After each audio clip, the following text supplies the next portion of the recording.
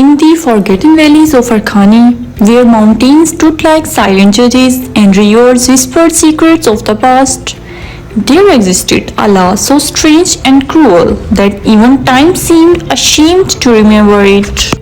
It was called the Law of Ash, an ancient rule carved into black stone centuries ago. According to this law, if a boy was born under the shadow of a blood-red moon, he would be marked as ash-bearer, a child destined to suffer for the sins of others. No one knew who created this law or why it began. Some said it was the will of the gods. Others believed it was the curse left behind by a fallen king. But in Arkhani, questioning the law was forbidden. Obedience was survival. And so, when a boy named Urian was born on a night when the moon glowed crimson, his fate was sealed before he opened his eyes. Urian's mother wept silently as the village elders arrived at their small stone house. His father stood still, his face pale but hardened by fear. "It is confirmed," the eldest among them said, his voice cold as winter wind.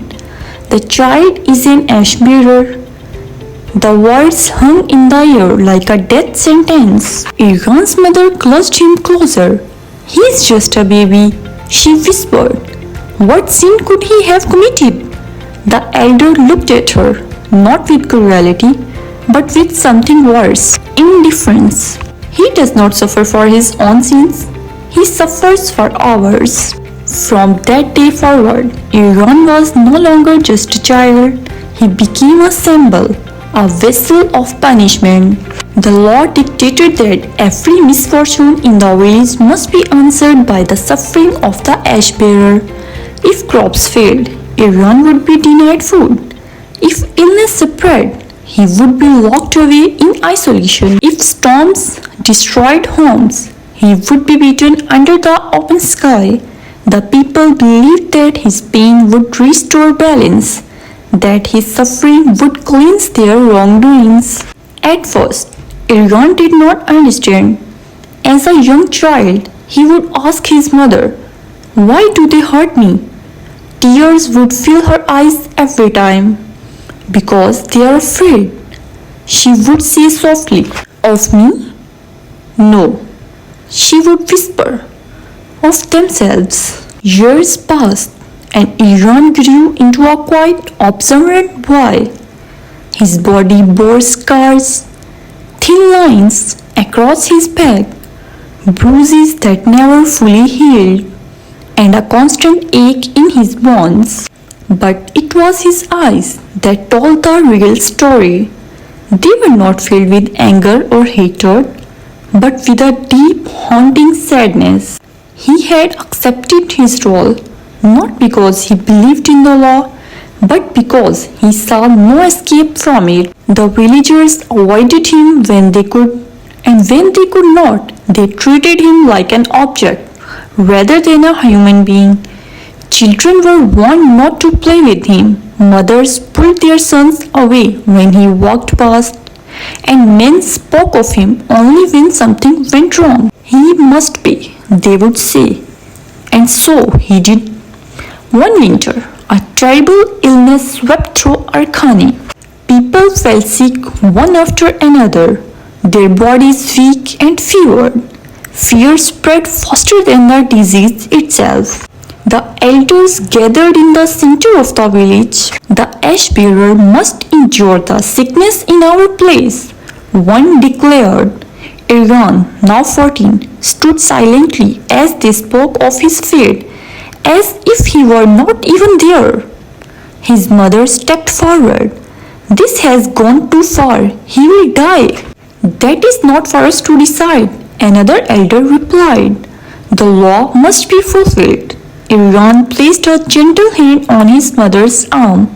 "It's all right," he said quietly. She looked at him, her heart breaking. "No, it's not." But Urian only gave a faint smile. It never was. They locked him in a small stone chamber at the edge of the village, leaving him there with no food, little water, and the bitter after cold creeping through the cracks. Days turned into nights, and nights into endless darkness.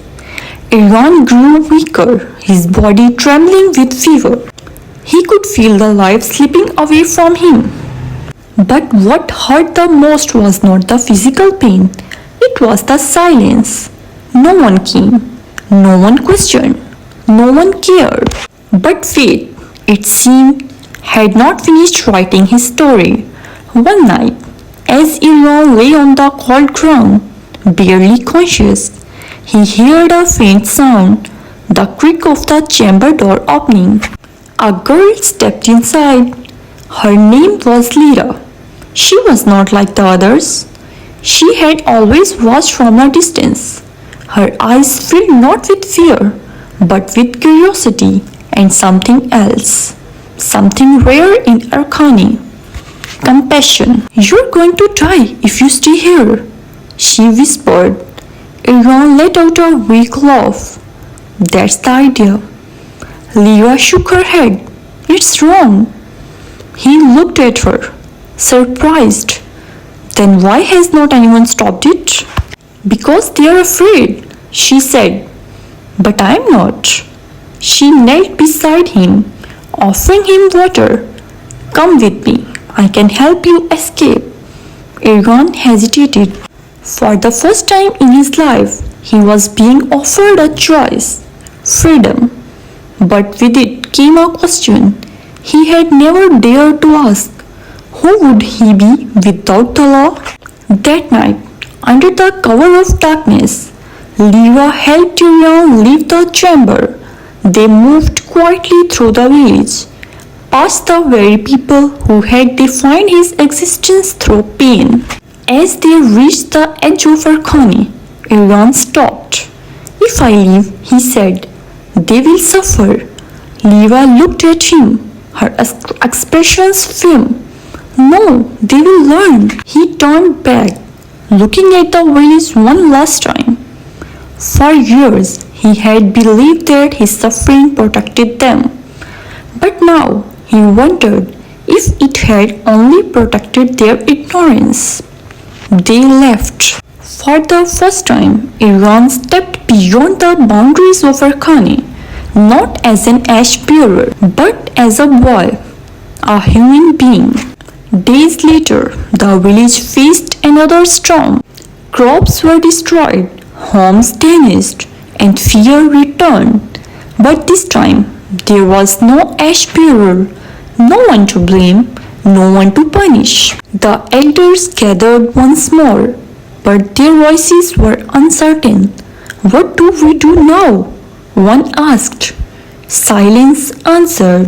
For the first time in generations, they were forced to comfort a truth they had long avoided.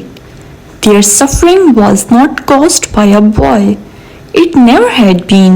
Back in the valley beyond the mountains, Iran stood beneath a clear sky, free from the shadow of the red moon. He still carried his scars, both seen and unseen. But for the first time, they did not define him. Lyra stood beside him. "What will you do now?" Iran looked out at the horizon, where the sun was rising. "I don't know," he said.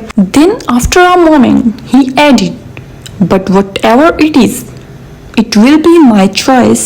And in that simple truth, the ancient law of ash and silence finally began to fade. Not through rebellion, not through violence, but through something far more powerful, the courage to question, the courage to walk away, and the courage to believe that no one deserved to suffer for the sins of others.